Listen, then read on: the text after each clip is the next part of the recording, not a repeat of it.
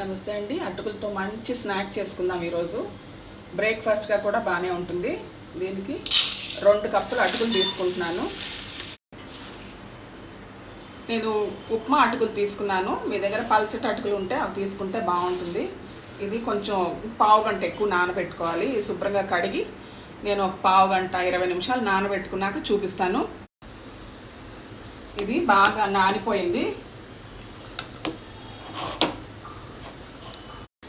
ఇక్కడ 4 బంగాళదుంపలు ఉడకపెట్టి తొక్క తీసి పెట్టుకున్నాను. ఇవి కూడా మెత్తగా మ్యాష్ చేసేసుకుందాం.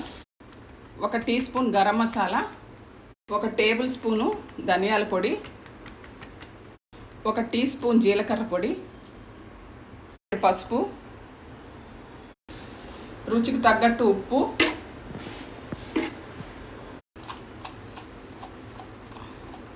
1 అర teaspoon black salt, 1 teaspoon chaat masala.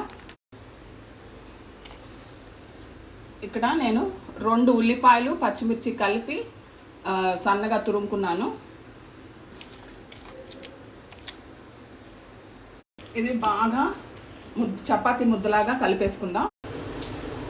ఇప్పుడు చిన్న చిన్న ఉండలు చేసుకుని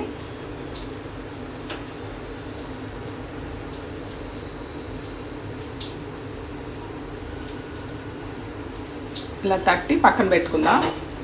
అన్నీ ఉండలు చేసేసి ఫ్లాట్గా చేసేసి పెట్టేసుకున్నాను. ఇవి నూనెలో ఇప్పుడు ఫ్రై చేసుకుందాం. నూనె వేడెక్కింది.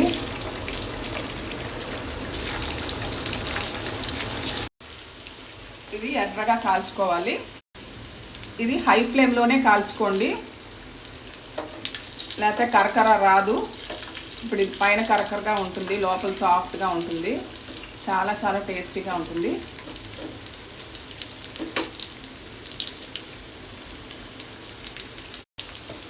ఇది ఎర్రగా వేగిపోయింది. నేను కొత్తిమీర వేశాను, ఇందాక చెప్పడం మర్చిపోయాను.